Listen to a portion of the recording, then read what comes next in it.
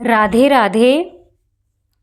आज मैं श्रीमद् भगवद गीता यथारूप के दूसरे अध्याय से 58वां श्लोक हम सब के कल्याण की प्रार्थना के साथ पढ़ूंगी। ओम श्री परमात्मने नमः। श्रीमद् भगवद गीता अथ तृतीयोऽध्यायः। अगर मुझसे पढ़ने में या समझने में कुछ भी गलती हो जाए तो मैं केवल भगवान की ही मंदबुद्धि बालिका हूँ, ऐसा जानकर प्रभु मुझे बहुत क्षमा करें।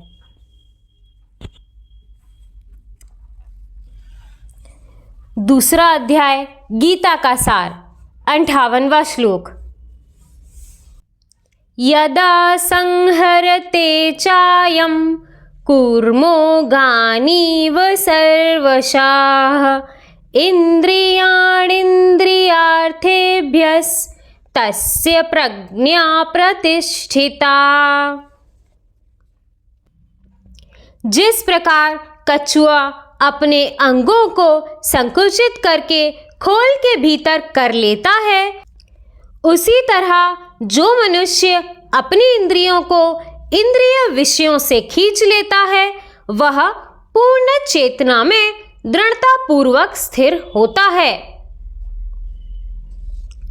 तात्पर्य, किसी योगी, भक्त या आत्मसिद्ध व्यक्ति की कसौटी यह है कि वह अपनी योजना के अनुसार इंद्रियों को वश में कर सके, किंतु अधिकांश व्यक्ति अपनी इंद्रियों के दास बने रहते हैं और इंद्रियों के ही कहने पर चलते हैं।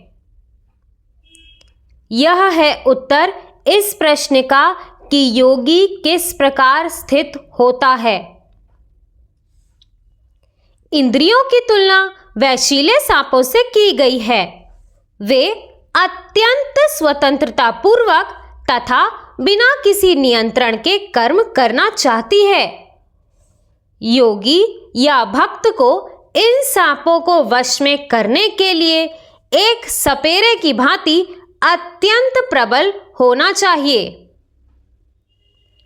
वह उन्हें कभी भी कार्य करने की छूट नहीं देता। शास्त्रों में अनेक आदेश हैं, उनमें से कुछ करो तथा कुछ ना करो से संबद्ध हैं। जब इस तरह कोई इन करो या ना करो का पालन नहीं कर पाता और इंद्रिय भोग पर संयम नहीं बरतता है, तब तक उसका कृष्ण भावनामृत में स्थिर हो पाना असंभव है। यहाँ पर सर्वश्रेष्ठ उदाहरण कछुए का है। वो किसी भी समय अपने अंग समेट सकता है और पुनः विशिष्ट उद्देश्यों से उन्हें प्रकट कर सकता है। इसी प्रकार कृष्ण भावना भवित व्यक्तियों की इंद्रियां भी केवल भगवान की विशिष्ट सेवाओं के लिए ही काम आती हैं, अन्यथा उनका संकोच कर लिया जाता है। अर्जुन को उपदेश दिया जा रहा है कि वह अपनी इंद्रियों को आत्मतुष्ट में ना करके भगवान की सेवा में लगाए। अपनी इंद्रियों को सदैव भगवान की सेवा में लगाए रखना कूर्म द्वारा प्रस्तुत दृष्टांत के अनुरूप है, जो अपनी इंद्रियों को समेटे रखता है। राधे राधे। दोस्तों, इस श्लोक में कछुए का उदाहरण लेकर हमें समझाया गया है कि जिस प्रकार कछुआ अपने सभी अंगों को समेटकर अपने खोल में रख लेता है और जब उसे जरूरत लगती है तब वो उन अंगों का उपयोग करने के लिए उन्हें बाहर निकालता है, बिल्कुल इसी प्रकार हमें अपनी इंद्रियों के साथ भी ऐसा ही करना है। अब यहाँ पर प्रश्न होता है कि हम तो कछुए की तरह अपने अंगों को अंदर नहीं कर सकते। हमारी आंखें हैं, वो कुछ ना कुछ तो देखेंगी ही, नाक है वो कुछ ना कुछ तो सूंघेगी ही, मुंह है कुछ ना कुछ तो हम बोलेंगे ही, कान पूरे समय हम ऐसे कान बंद करके तो रह नहीं सकते, कुछ ना कुछ तो हमारे कान सुनेंगे ही। तो फिर किस प्रकार हम अपनी इंद्रियों को अपने वश में रख सकते हैं? इंद्रियां तो हमारे वश के बाहर ही हैं। इस प्रश्न के उत्तर में संत कबीरदास जी का एक बहुत सुंदर दोहा है। माया दो प्रकार की जो जाने सो खाए, एक मिलावे राम से दूजी नरक को ले जाए। हमारे गुरुजन कहते हैं कि भगवान को छोड़कर बाकी जो भी कुछ है वो सब कुछ माया है। हम माया हैं, हमारे द्वारा निर्मित इस सृष्टि की सभी वस्तुएं माया है, सब कुछ माया है। भगवान से अलग जो भी कुछ है सब माया है। तो जैसा हमारी इंद्रियां भी माया है, तो जैसा इस सुंदर से दोहे में कहा गया है कि माया दो प्रकार की, दो प्रकार यानी माया तो वही है, परंतु आप उसका इस्तेमाल क्या करते हैं ये बताएगा कि आप राम से मिलोगे या नरक को जाओगे। जैसे हम अपनी इन्हीं आंखों से गलत दृश्य भी देख सकते हैं, इन्हीं आंखों से हम श्रीमद् भगवद गीता जी का अध्ययन भी कर सकते हैं, इन्हीं कानों से हम किसी की बुराई या कुछ गलत चीजें भी सुन सकते हैं, इन्हीं कानों से हम अपने गुरुजनों का सत्संग भी सुन सकते हैं। इसी मुख से आप भक्षक पदार्थ भी ग्रहण कर सकते हो, इसी मुख से आप ठाकुर जी का प्रसाद भी ग्रहण कर सकते हो। बिल्कुल यही पैर आप मंदिरालय जाने के लिए उपयोग कर सकते हो। इन्हीं पैरों से अगर आपको सच में राम से मिलना है तो आप शिवालय भी जा सकते हो। आप देख रहे हो कि यहां माया के दो प्रकार किस तरह बांटे गए हैं।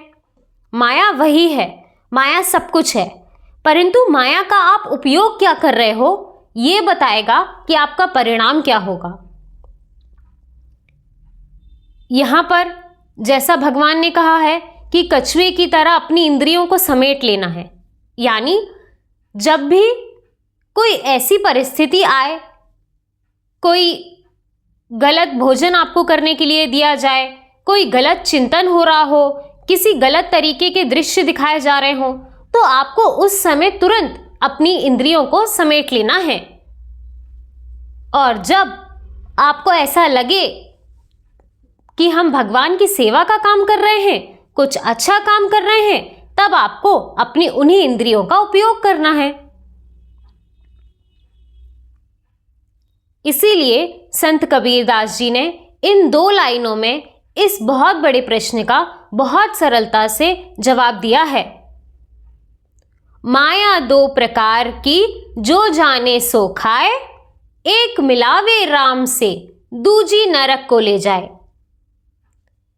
अब अंतिम निर्णय आपका है कि उसी माया का उपयोग करके आपको सतमार्ग पे चलना है या कुमारगामी बनना है। उसी माया का उपयोग करके आपको नरक की तरफ जाना है या राम से मिलना है। उसी माया का उपयोग करके आपको इस दुखालय रूपी संसार में फंसे रहना है या परमात्मा प्राप्ति करनी है।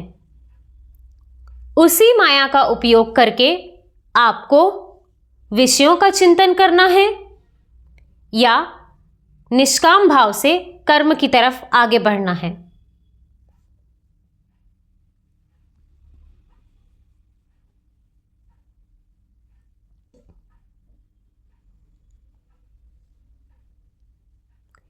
इसीलिए इस श्लोक में बहुत सुंदर तरीके से भगवान ने बताया है कि जब आपको पता हो कि ये माया या इन इंद्रियों का यहाँ पर उपयोग करके मैं नरकगामी बन जाऊंगा, तो तुरंत उन इंद्रियों को समेट लीजिए, उन इंद्रियों का कोई उपयोग मत कीजिए। और उन्हीं इंद्रियों का उपयोग हमें तब करना है जब वो काम राम के लिए हो। इसी तरह भगवान की कृपा हम सब पर बनी रहे। राधे राधे।